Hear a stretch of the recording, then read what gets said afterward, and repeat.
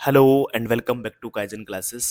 Uttarakhand current affairs में आज इस वीडियो में हम बात करने वाले हैं वन लाइनर करंट अफेयर्स की, और साथ ही साथ जो अभ्यर्थी उत्तराखंड अपर पीसीएस या लोअर पीसीएस की मुख्य परीक्षा में अपीयर होने वाले हैं उन सभी अभ्यर्थियों के लिए क्या एडिशनल पॉइंट यहाँ पे हो सकते हैं उस पर भी हम डिस्कस करने वाले हैं। इसलिए चाहे आप वीडियो की तैयारी कर रहे हो, उत्तराखंड पुलिस की तैयारी कर रहे हो, या फिर आप सितंबर या दिसंबर में मेंस में अपीयर होने वाले हो, ये आप सभी के लिए महत्वपूर्ण होने वाली है। चलिए, पहला सवाल है जो कि वन लाइनर बनाया गया है, पर उसमें हम एडिशनल इन्फॉर्मेशन देखेंगे।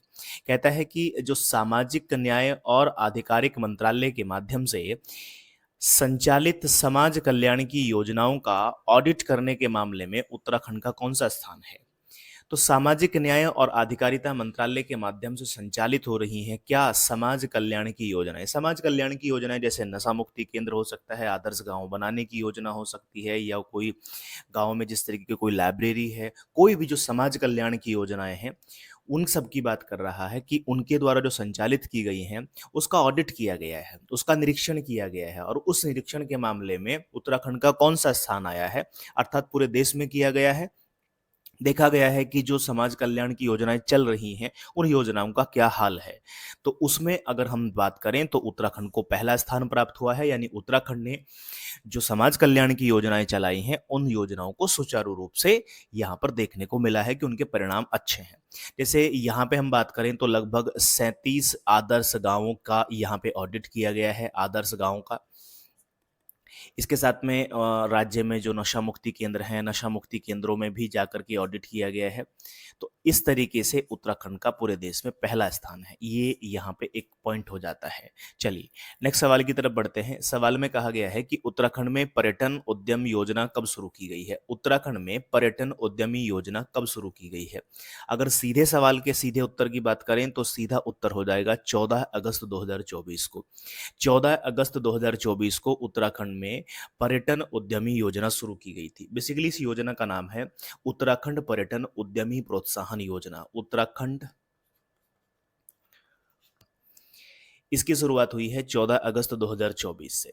अब मान लेते हैं इस तरीके का सवाल आपके मेंस में वहां पे, क्योंकि आपको पता है कि जो लोअर पीसीएस है, लोअर पीसीएस में तो लगभग 70 to 80% तक करंट अफेयर बेस्ड ही सवाल होने वाले हैं, अगर आप पीवाईक्यू के हिसाब से देख रहे हैं, पिछले पैटर्न को फॉलो करते हैं।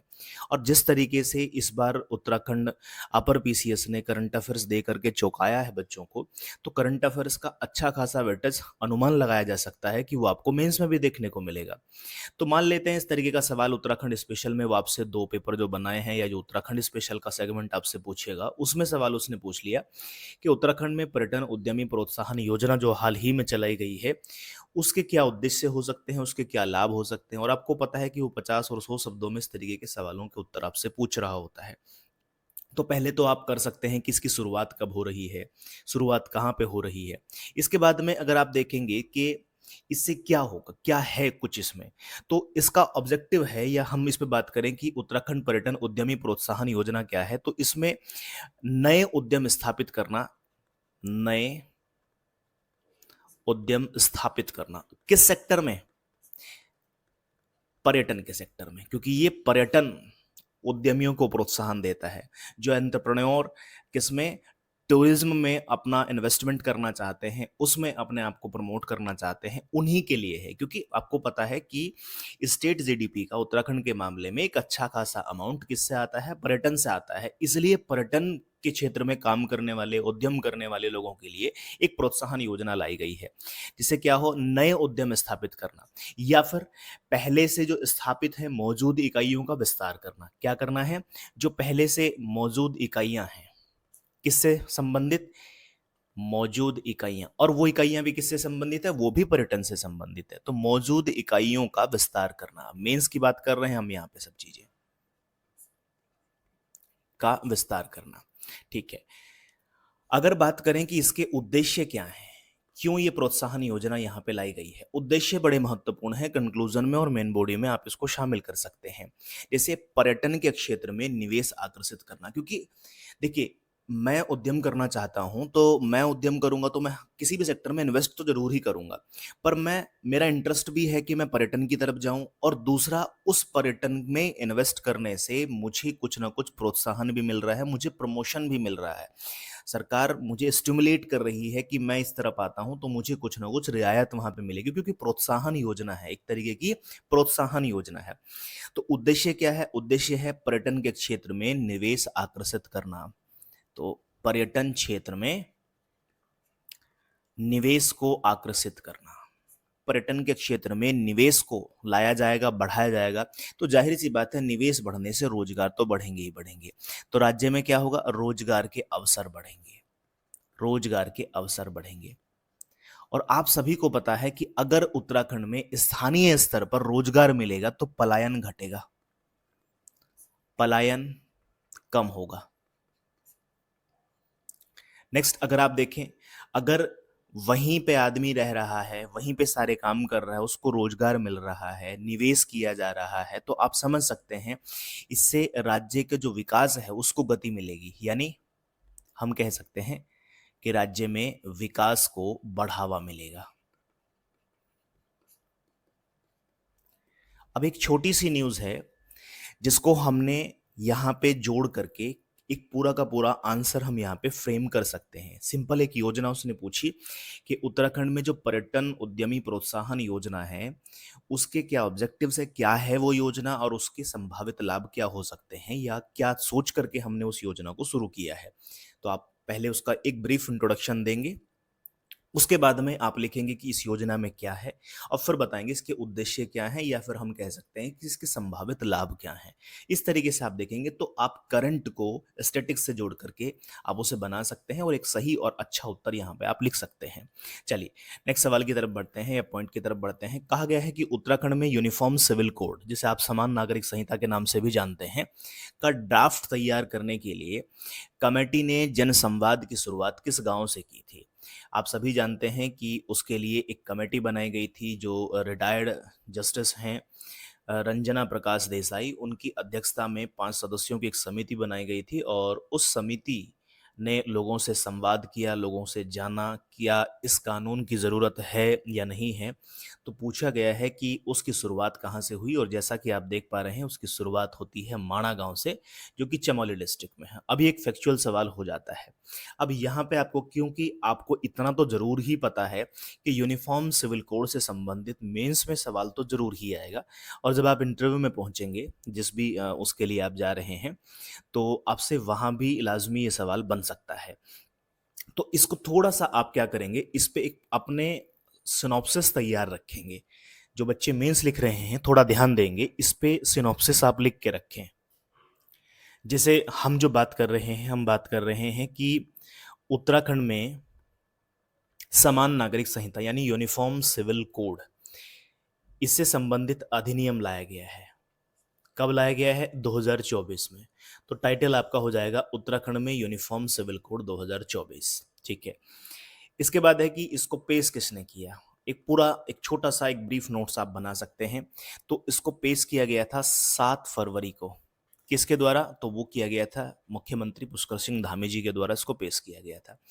अच्छा, विधानसभा से पास कब हुआ? क्योंकि आप सभी समझते हैं कि यहाँ पे एक ही सदन है, तो विधानसभा से पास हुआ जिस दिन इसको पेश किया गया था उसी दिन ये जो है वो विधानसभा से पास भी हो गया था, यानी 7 फरवरी को। ठीक है। इसके बाद में ये राज्य में लागू कब होता है? तो ये एक बड़ा महत्वपूर्ण टाइम हो सकता है। राज्य में लागू इम्प्लीमेंट कब किया गया इस कानून को? तो इस कानून को राज्य में लागू किया गया 27 जनवरी 2025 को। 27 जनवरी 2025 को। ये डेट अपने आप में महत्वपूर्ण है, प्री में भी आपसे पूछी जा सकती है, वनडे एग्जाम्स में आपसे पूछी जा सकती है। अच्छा, अब इसके ऑब्जेक्टिव्स या इसकी विशेषता के बारे में आपसे सवाल बनाए जा सकते हैं और विशेषता आपको पता हो क्या है। जैसा कि आप जानते हैं कि उत्तराखंड के सभी नागरिकों को, क्योंकि ये जो पॉइंट आप लिख रहे हैं इसी से ही सवाल में आप अपने आंसर को कोट कर पाएंगे। सभी नागरिकों को क्या? चाहे उनका कोई भी धर्म हो, यानी धर्म के आधार पर कोई भेदभाव नहीं, कोई भी जाति हो, सभी के लिए कानून बनेगा। कोई भी लिंग हो, जेंडर उनका कोई भी हो, उससे कोई फर्क नहीं पड़ता, उन सभी के लिए विवाह, तलाक, गोद लेना, विवाह, तलाक, गोद लेना या फिर उत्तराधिकार, उत्तराधिकार जैसे जितने भी मामले हैं, रख रखाव है वगैरह जो भी है, जैसे भी मामले, इन सभी में कानून क्या होगा, अब समान होगा। ये है यूनिफॉर्म सिविल कोड का एक, आप कहें तो एक एसेंस है उसका। क्या है यूनिफॉर्म सिविल कोड? के उत्तराखंड के सभी नागरिकों को, चाहे वो किसी भी धर्म से हो, जाति से हो, किसी भी लिंग से संबंधित हो, उन सभी के लिए विवाह, तलाक, गोद लेना, उत्तराधिकार या रख रखाव जैसे सभी मामलों के लिए कानून की समानता स्थापित करता है यूनिफॉर्म सिविल कोड एक्ट 2024।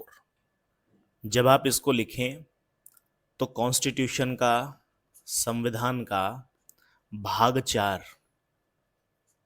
और उसका भी आर्टिकल जो है अनुच्छेद 44, इसका जिक्र करना ना भूलें, क्योंकि इसमें जो लिखा गया है वो भी आप लिखेंगे, क्योंकि शब्द सीमा भी है आपके पास में। अगर कहीं आपको लगता है कि मेरे पास जानकारी कम है, तो फिर इस तरीके के जो आपके स्टैटिक बुक्स हैं उनमें जो फैक्ट दिए गए हैं उसको आप यहाँ पे ऐड कर सकते हैं।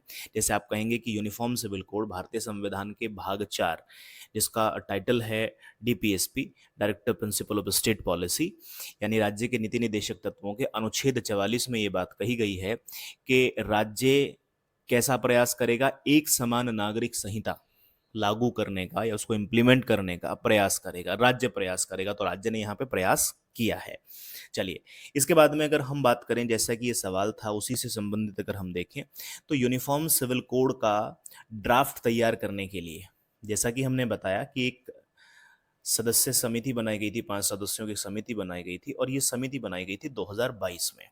तो 2022 में यूनिफॉर्म सिविल कोड का मसौदा तैयार करने के लिए सुप्रीम कोर्ट की पूर्व न्यायाधीश, या हम कहें कि रिटायर्ड जस्टिस जो हैं, उनकी अध्यक्षता में एक समिति बनाई गई थी और उनका नाम था रंजना प्रकाश देसाई। ये नाम आपको बार बार सुनने को मिल रहा है, इसको याद रखेंगे क्योंकि इसको कोट करना बहुत जरूरी है। रंजना प्रकाश देसाई आपसे वनडे में भी पूछा जा सकता है, और ये सवाल जब आप आंसर लिखें तब भी इसका आपको इस्तेमाल करना है। तो रंजना प्रकाश देसाई की अध्यक्षता में 5 सदस्यों की एक समिति बनाई गई थी। ये भी आपको ध्यान रखना है कि वो 5 सदस्यीय समिति थी। 5 सदस्यों की एक समिति बनाई गई थी, जिन्होंने, आपने भी देखा कि माणा गांव चमोली से जनसंवाद की शुरुआत की, और 2 फरवरी को समिति ने अपनी रिपोर्ट सबमिट करी। कब रिपोर्ट सबमिट करी? तो 2 फरवरी को रिपोर्ट सबमिट हुई, जमा की उन्होंने, और 4 फरवरी को इस रिपोर्ट पर जो मंत्रिमंडल है या मंत्री परिषद है, मंत्री परिषद के द्वारा इस पर अपनी सहमति दे दी गई। और उसके बाद में आपने देखा कि 7 फरवरी को इसको पेश किया गया, 7 फरवरी को पास हो जाता है, और 27 जनवरी 2025 को इंप्लीमेंट कर दिया जाता है, पूरे राज्य में लागू कर दिया जाता है। इस तरीके से ये एक ब्रीफ आपका नोट्स बन जाएगा। किससे संबंधित है? यूनिफॉर्म सिविल कोड से संबंधित है। यानी हमारा स्टैटिक डेटा क्या है, यानी संविधान के कौन से भाग में दिया गया है, कौन से आर्टिकल में दिया गया है, और क्या कुछ वहाँ पे लिखा गया है। फिर यह है कि यहाँ पे कौन सी कमेटीज के लिए बनाई गई, उस कमेटी ने अपनी रिपोर्ट कब सबमिट करी, जनसंवाद की शुरुआत कहाँ से करती है, मंत्रिपरिषद ने कब अपनी सहमति दी, विधानसभा में कब पेश किया गया, विधानसभा से कब पास किया गया, राज्य में इसको कब लागू किया गया, और क्या कुछ है इसमें। तो वो अगर आप सारी बातें देखेंगे तो यहाँ पे ये सारी चीज़ें क्लियर हो जाएंगी।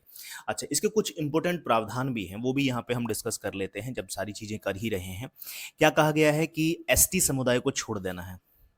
एसटी समुदाय को छोड़कर राज्य में रहने वाले सभी व्यक्तियों पर यह लागू होगा। एसटी को छोड़ करके सभी के लिए लागू होगा, सभी के लिए है। एससी हो, ओबीसी हो, जनरल हो, वुमेन्स हो, सभी के लिए है। बस एसटी समुदाय को इससे बाहर रखा गया, ये भी आपको ध्यान रखना है। विवाह से संबंधित जितने भी कानून हैं वो सभी के लिए समान होंगे, सभी के लिए आयु समान होगी। जैसे मेल 21 है, फीमेल 18 है, वो सभी के लिए अब इक्वल होगा, उसमें कोई डिस्क्रिमिनेशन यहाँ पे नहीं होगा। तलाक है, सभी के लिए समानता होगी, कोई किसी धर्म के आधार पर, जाति के आधार पर तलाक के अलग अलग कानून नहीं होंगे, बल्कि सभी के लिए वही कानून है जो एक खास धर्म के लिए है वो सभी के लिए होंगे।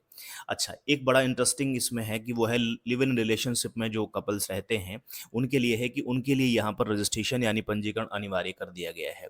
लिव इन रिलेशनशिप में रहना है तो पंजीकरण कराना पड़ेगा, और क्योंकि वो जो रिलेशनशिप है उसको कानूनी मान्यता यहाँ पे सरकार के द्वारा दी जाएगी कि सरकार को पता है कि कौन कैसे कहाँ और कब रह रहा है।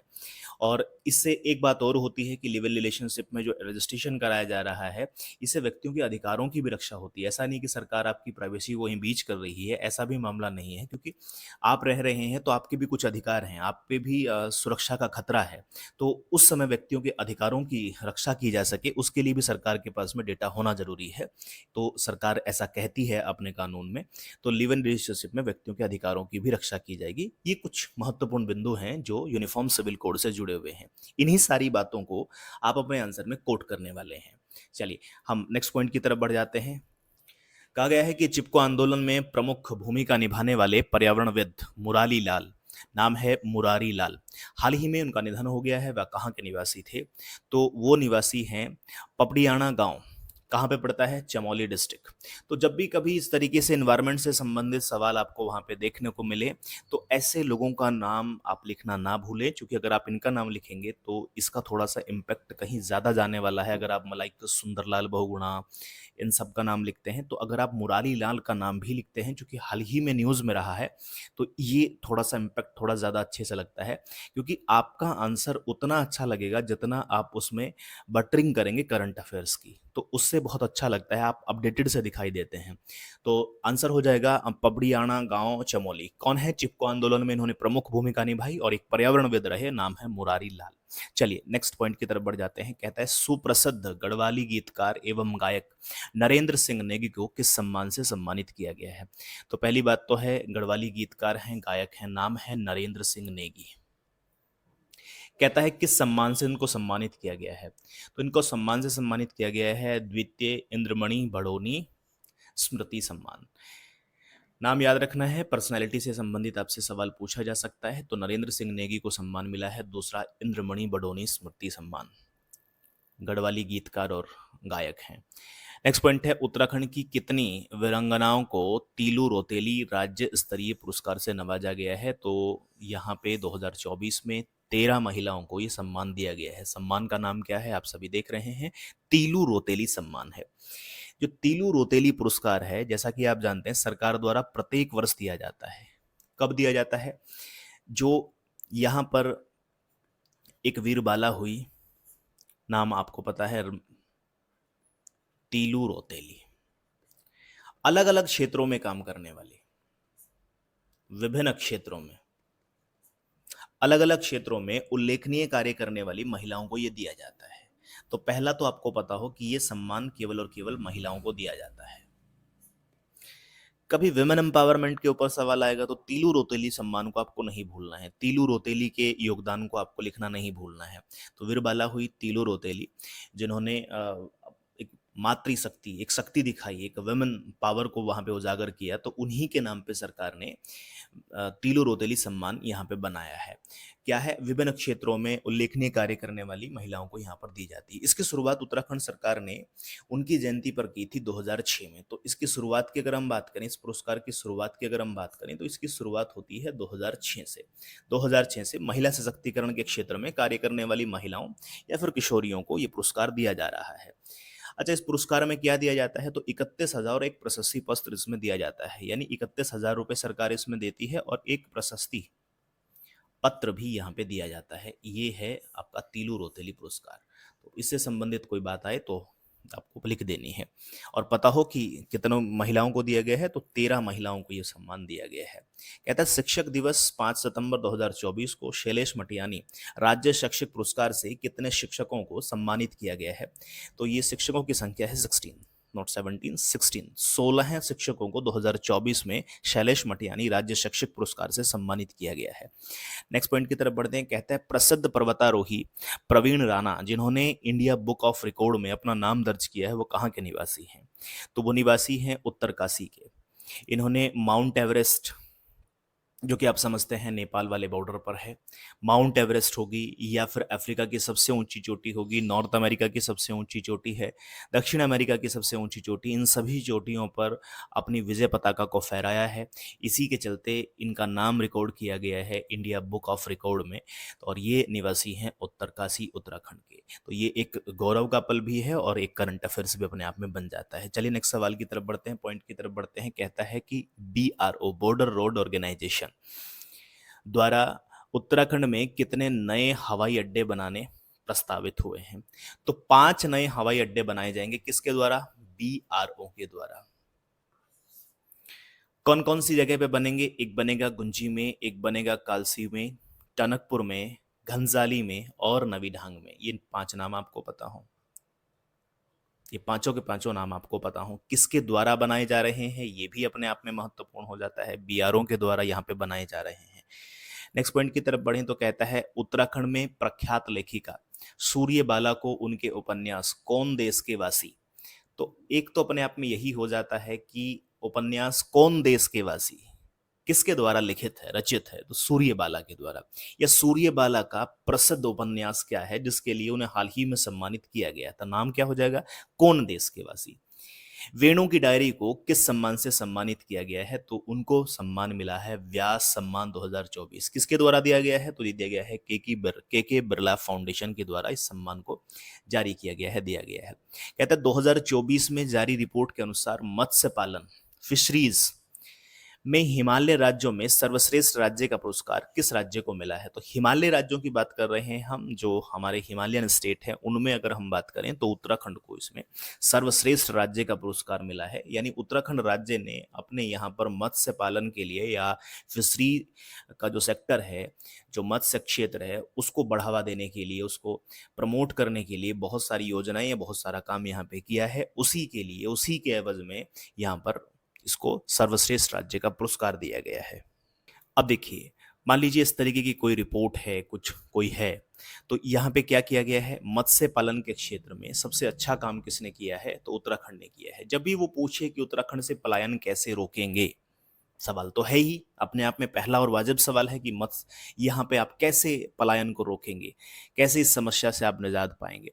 तो पलायन किस वजह से हो रहा है पहले ये जानना जरूरी है। पलायन हो रहा है जिसमें रोजगार सबसे बड़ा कंसर्न है। इसके बाद में सुविधाएं आती हैं, जैसे स्वास्थ्य सुविधा है, शैक्षिक सुविधा है, शिक्षा नहीं है, या फिर और बाद की चीजें हैं कि लाइफस्टाइल कैसा है वैसा है। पर सबसे बेसिक नीड जो है वो है कि यहाँ पे रोजगार नहीं है।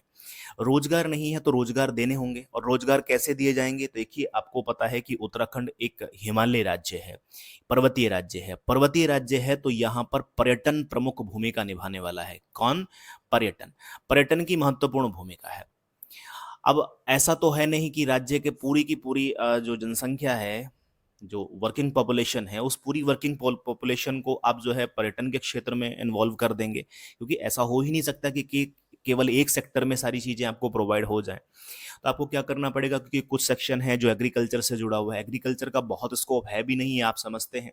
तो जो एग्रीकल्चर से जुड़ा हुआ है उसको एग्रीकल्चर से जोड़ा जाए, जो पर्यटन से जुड़ना चाहता है उसको पर्यटन से जोड़ा जाए।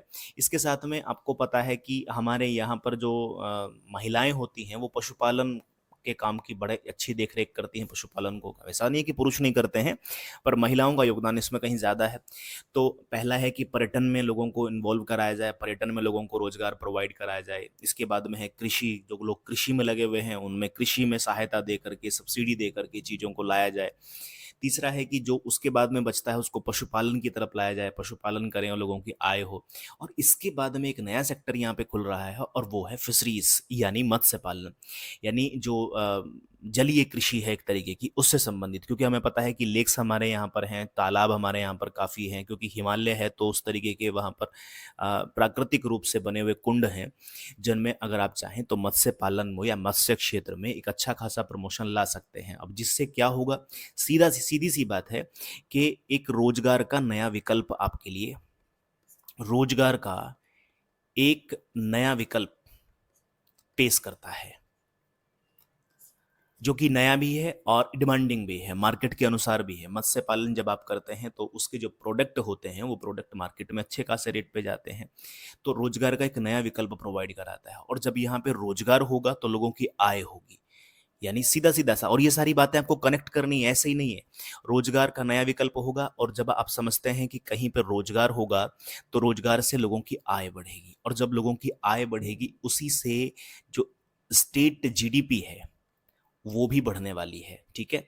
और जब लोगों की आय होगी तो इससे यकीनन पलायन रुकेगा, पलायन रुकेगा। जब यहाँ पे पलायन रुकेगा, यानी लोग यहाँ पे स्टे करेंगे, रुकेंगे अपने घरों पर, तो उत्तराखंड की जो समृद्ध विरासत है, जो यहाँ की संस्कृति है, उसको क्या मिलेगा? उसको बढ़ावा मिलेगा। सारी बातों को आप कनेक्ट करके लिखेंगे तो एक मत्स्य पालन के कितने सारे लाभ हो सकते हैं, ये सारी बातें आपको यहाँ पे समझा देनी। एक छोटा सा पॉइंट है मत्स्य पालन, उसमें पहला स्थान मिल रहा है।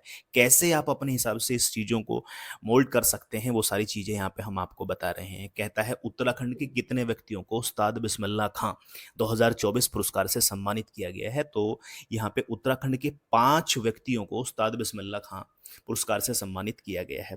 आप सभी जानते हैं कि उस्ताद बिस्मिल्लाह खां जो पुरस्कार है वो कला के क्षेत्र में उत्कृष्ट कार्य करने वाले लोगों को दिया जाता है। कला के क्षेत्र में जो लोग उत्कृष्ट कार्य करते हैं उनको उस्ताद बिस्मिल्लाह खां पुरस्कार दिया जाता है। और ये भी आपको पता है कि जो 40 वर्ष से कम के युवा हैं उनको ये पुरस्कार दिया जाता है। 40 ईयर्स से कम एज होनी चाहिए और कला के क्षेत्र में उन्होंने कोई खास काम किया होना चाहिए, तो उनको उस्ताद बिस्मिल्लाह खां पुरस्कार से सम्मानित किया जाता है। ऐसे उत्तराखंड के 5 व्यक्तियों को किया गया है। मैं यहाँ पर आपके वन लाइनर के पॉइंट ऑफ व्यू से 5 व्यक्तियों के नाम आपको बताते हैं।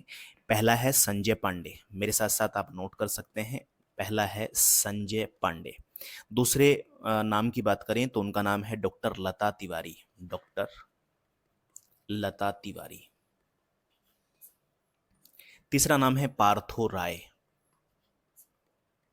पार्थो राय चौधरी। चौथा नाम है पुनीत डीमरी, पुनीत डीमरी। और पांचवा नाम है अमित खंडोरी, अमित खंडोरी। ये 5 नाम हैं, ये 5 व्यक्ति हैं जिनको उस्ताद बिस्मिल्लाह खां, यानी कला के क्षेत्र में इन व्यक्तियों ने अलग अलग योगदान दिया है, अलग अलग उत्कृष्ट कार्य किया है, जिसके लिए। और ये सभी के सभी 5 व्यक्ति जो हैं वो उत्तराखंड से हैं। क्योंकि हम उत्तराखंड करंट अफेयर्स की बात कर रहे हैं तो मे भी आपसे सवाल पर्सनैलिटी से संबंधित या फिर किसी अवार्ड से संबंधित, पुरस्कार से संबंधित कोई सवाल पूछ ले तो ध्यान रखना है आपको कि ये 5 व्यक्ति हैं जिनको उस्ताद बिस्मिल्लाह खां पुरस्कार से नवाजा गया है। कहता है मसूरी का प्रसिद्ध पर्यटन स्थल कंपनी गार्डन का नाम परिवर्तित करके क्या रख दिया गया है? तो सम्मानित व्यक्ति रहे अटल बिहारी वाजपेयी, उन्हीं के नाम पर इनका नाम दिया गया है अटल उद्यान। नेक्स्ट है चमोली जिले के किन गांवों को मशरूम विलेज? फिर से वही बात, जैसे मत्स्य पालन आपने देखा, सेम चीज। और ये सारी चीजें आपके डॉट्स हैं, इनको कलेक्ट करते जाना है आपको, कनेक्ट करते जाना है आपको। चमोली जिले के किन गांव को मशरूम विलेज के रूप में विकसित किया गया है? 2 नाम यहाँ पे आप देख पा रहे हैं, एक है थापली और एक है आदि बद्री। थापली और आदि बद्री गांव हैं, कहाँ के हैं? और ये हैं हमारे चमोली जिले के।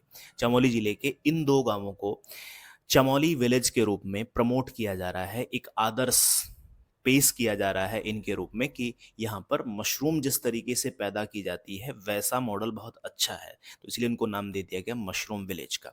अब एक छोटी सी बात है कि मशरूम विलेज के रूप में इनको किया गया है। अगर फैक्चुअल बात करें तो 2 नाम आपको याद रखने हैं, थापली और आदि बद्री, ये 2 नाम हैं।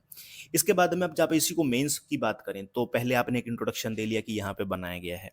अब देखिए, जब मशरूम विलेज के रूप में इनको प्रमोट किया जा रहा है तो वहाँ पे वो सारी बेसिक फैसिलिटीज इन गाँवों को प्रोवाइड की जा रही हैं जिससे मशरूम प्रोडक्शन में इजाफा हो, मशरूम के उत्पादन में बढ़त हो। मशरूम के उत्पादन में बढ़त होगी तो इससे जाहिर सी बात है लोगों को रोजगार मिलेगा। फिर से वही बात, क्योंकि मेन कंसर्न उत्तराखंड के साथ में पलायन हो चुका है, रोजगार की समस्या हो चुकी है, शिक्षा सुविधा हो चुकी है, यहाँ पे स्वास्थ्य सुविधाएं हो चुकी हैं। अब शिक्षा और स्वास्थ्य सुविधाएं पहाड़ में कैसा स्कूल, कैसा इंस्टीट्यूट, कैसी चीजों, क्योंकि आदमी पलायन करके दिल्ली की तरफ पहुंच चुका है, मेट्रो सिटीज की तरफ जा रहा है। जब व्यक्ति वहां रहेगा, रोजगार रहेगा, लोगों के पास आय रहेगी, लोगों की परचेजिंग पावर बढ़ेगी, तो जाहिर सी बात है कि वहां पे हॉस्पिटल्स भी जाएंगे, रोजगार मिलेगा, लोगों की आय बढ़ेगी। जैसे ही लोगों की आय बढ़ेगी, लोगों की परचेजिंग पावर बढ़ेगी, लोगों को सुविधाएं मिलनी शुरू होगी, तो जाहिर सी बात है उससे पलायन रुकेगा। पलायन रुकेगा तो लोगों जो आप देख सकते हैं कि स्थानीय विरासत जो है, स्थानीय संस्कृति जो है, स्थानीय संसाधन जो हैं, उन सभी को प्रमोशन मिलेगा, उन सभी को कंजर्वेशन मिलेगा। तो ये सारी बातें आपस में इंटरलिंक्ड हैं। तो अब ये सारी बातें आपको वहाँ पे लिखनी है, और ये भी आपको पता होना चाहिए कि जो mushroom village as a model वहाँ पे स्टैब्लिश किए जा रहे हैं, इनमें लोगों को ट्रेनिंग भी दी जाएगी, क्योंकि ऐसा नहीं है कि केवल दो ही गांवों में केवल और केवल मशरूम उत्पादित की जाएगी। केवल दो ही गांवों में नहीं, बल्कि ये तो मॉडल विलेज है, यानी इसकी देख हम देखी, इसको देख करके पूरे क्षेत्र में मशरूम का उत्पादन हो, इसीलिए इनको मॉडल गांव के रूप में वहां पे मशरूम विलेज के रूप में सरकार प्रमोट कर रही है, उनको डेवलप कर रही है। तो लोगों को ट्रेनिंग भी बनाई दी जाएगी, वहां पे ट्रेनिंग सेंटर भी बनाए गए हैं, ताकि उस अब जो अनुभव वहां पे दिया जाएगा, उस अनुभव के आधार पर लोग अपने क्षेत्रों में जाकर के मशरूम का उत्पादन कर सकें। चलिए नेक्स्ट पॉइंट की तरफ बढ़ते हैं। पॉइंट है, उत्तराखंड की किस अभिनेत्री तथा पटकथा लेखक को 8 मई 2024 को Dada Saheb film fair award से सम्मानित किया गया है? नाम है उर्मी नेगी। नाम आपको याद रखना है। नेक्स्ट कहता है, श्रीलंका कोलंबो में आयोजित एशियन योग प्रतियोगिता में उत्तराखंड के किस खिलाड़ी द्वारा 1 स्वर्ण सहित 3 पदक वहां पर जीते गए हैं? नाम है, श्यामपुर के रहने वाले व्यक्ति हैं, और नाम है मयंक कुमार गिरी। इनको 1 स्वर्ण और 3, 1 स्वर्ण सहित वहां पे 3 पदक दिए गए थे, यानी 1 स्वर्ण है और बाकी 2 अलग पदक हैं। नाम है मयंक कुमार गिरी। कहां पर? कोलंबो, श्रीलंका में, एशियन योग प्रतियोगिता में। योग की बात हुई है तो योग के बारे में आपको पता होना चाहिए कि जो इंटरनेशनल योगा डे है, यानी अंतरराष्ट्रीय योग दिवस, कब मनाया जाता है? आप सभी जानते हैं, ये मनाया जाता है 21 जून को। तो 2025 में भी मनाया गया। तो 2025 में कहाँ पे मनाया गया? प्रधानमंत्री नरेंद्र मोदी ने कहाँ पे हिस्सा लिया इसमें? तो वो जगह है विशाखापट्टनम। और विशाखापट्टनम कहाँ पर है? ये है हमारे आंध्र प्रदेश। थीम महत्वपूर्ण होती है, थीम। इस वर्ष 2025 में 21 जून 2025 की अंतर्राष्ट्रीय योग दिवस की थीम क्या रही? तो थीम रही इस बारी yoga for one earth one health. Yoga for one health, one earth, one health, ये थीम आपको याद रखनी है। कहाँ पे इस बार ऑर्गेनाइज किया गया, वो चीज आपको याद रखनी है। कब से इसकी शुरुआत हुई, वो आपको याद रखना है। कहता है, उत्तराखंड पर्यटन बोर्ड द्वारा खगोल विज्ञान के प्रति आकर्षण को बढ़ाने हेतु कौन सी नई पहल शुरू की गई है? उस पहल, उस इनिशिएटिव का नाम है नक्षत्र सभा। नक्षत्र सभा आप सभी जानते हैं, नक्षत्र सभा को जो है वो मसूरी में स्टैब्लिश किया गया है, मसूरी में इसको डेवलप किया गया है। तो नक्षत्र सभा का संबंध मसूरी से है, पहला जगह का नाम तो ये हो जाता है। क्या किया गया है? खगोल पर्यटन और स्थानीय विरासत को बढ़ावा देने के लिए नक्षत्र सभा की शुरुआत हुई है। अब मेंस और प्री दोनों से संबंधित चीजों को सीखिए। क्या कहता है यहाँ पे, किस लिए लाई गई है, किस लिए बनाई गई है ये नक्षत्र सभा? तो खगोल पर्यटन, फिर से पर्यटन शब्द है, खगोल पर्यटन एवं स्थानीय विरासत, इनको बढ़ावा देने के लिए, इनको प्रमोशन देने के लिए नक्षत्र सभा की शुरुआत की गई है मसूरी में, उत्तराखंड में। अच्छा, किसके द्वारा शुरुआत की गई है? तो उत्तराखंड पर्यटन विकास बोर्ड के सहयोग से। किसके द्वारा? तो स्टार स्केप्स, ये नाम आपको याद रखना है, स्टार स्केप्स। स्टार स्केप्स के द्वारा इसको आयोजित किया गया है नक्षत्र सभा को।